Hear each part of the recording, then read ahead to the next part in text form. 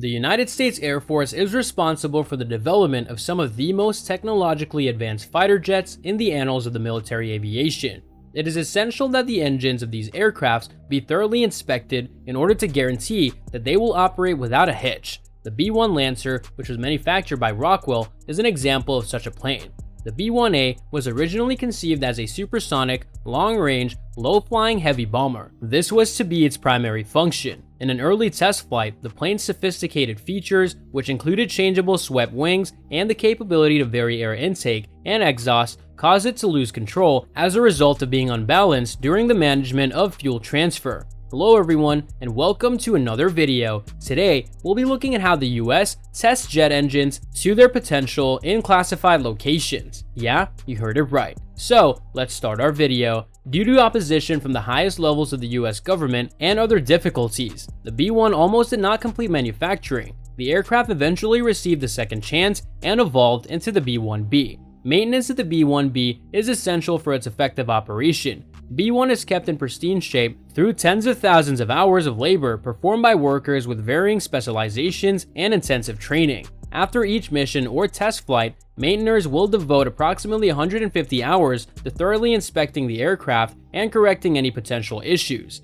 This is around 3 to 4 times more than any other Air Force platform. As soon as 1B lands, the pilots are questioned about any complications that arose during the journey.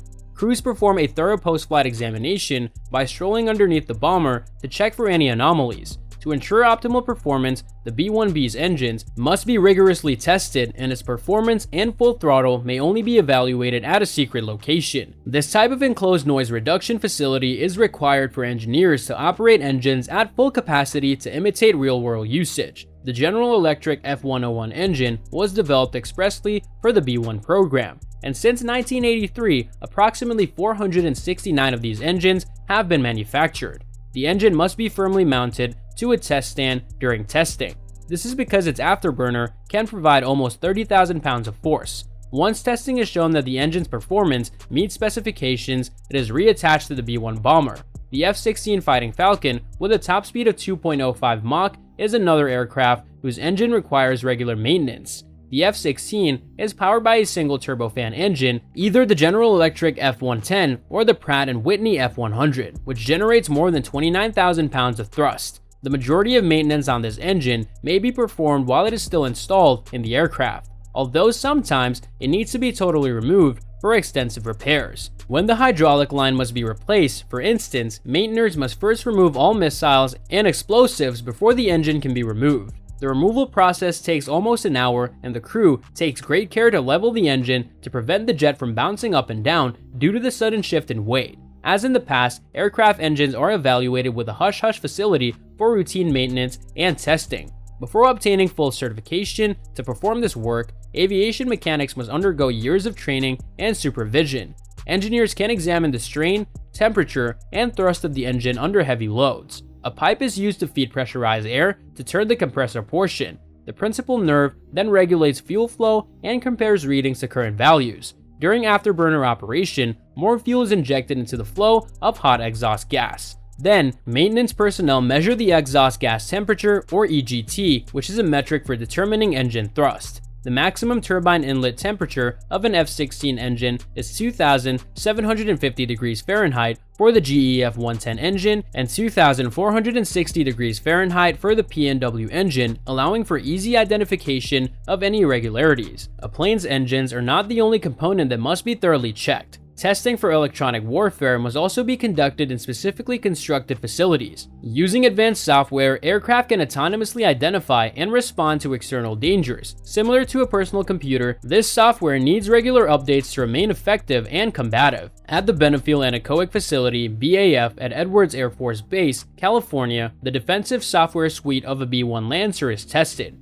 Here, the B-1's reaction to various danger signals, particularly its capacity to jam enemy radars in a dense electromagnetic environment, is evaluated. All floors, ceilings, and walls are covered with tens of thousands of pieces of radiation-absorbent RAM material to produce the optimal test environment. As if it were a flight test, this significantly reduces expenditures, freeing up additional resources for extended testing. This facility also provides a significantly cleaner RF radio frequency environment so that specific signals may be examined to ensure that the B-1 is responding appropriately. Such electronic warfare technologies are essential to the effective operation of any air force. The EA-6B Prowler was the primary tactical jammer aircraft of the US Navy, US Air Force, and the US Marine Corps. It was equipped with Raytheon's AGM-88 high-velocity anti-radiation missile. This can be employed against land and sea targets 80 miles or further. Defense artillery and surface-to-air missile systems are the primary targets. Additionally, the Prowler carries up to 5 AIQ-99 pods under its wings and fuselage. These jammers may operate throughout a broad spectrum of overlapping frequency bands ranging from band 1 VHF to band 10 KU. Each pod is equipped with 2 strong continuous wave transmitters that employ beam steering to target the jamming signal at the threat. An exciter contained within the pod managed the settings of the jamming signal. Although the Prowler was not a particularly attractive aircraft, it was the best friend of an assault aircraft crew since it disrupted enemy communications and acquired important intelligence. After the Prowler was retired in 2019 with no losses, it was replaced by the Super Hornet-based EA-18G Growler. The Growler gives the carrier strike group defensive and reconnaissance capabilities. In addition, it provides escort jamming to attack aircraft en route to or from a target. The Growler offers numerous benefits over its predecessor, including the addition of an APG-79 radar, which enables advanced detection of nearby threats. This radar is equipped with near-instantaneous tracking updates and multi-targeting capabilities. It also combines the use of AIQ-99 with the wingtip-mounted ALQ-218s to produce a comprehensive defense suite capable of successfully jamming and detecting ground-based threats. In addition, the Growler is equipped with an AI Q227 Communications Countermeasures Set Electronic Attack Unit, CCS-EAU, which intercepts signals and can block enemy communications, a function that was absent from the decommissioned Prowler. And that's all for today's video. What are your thoughts on this? Let me know in the comments section down below. I hope that you found this video interesting, and if you want to see more videos like this, please consider subscribing to my channel. See you in the following video with some more of the latest updates, and until then, stay tuned.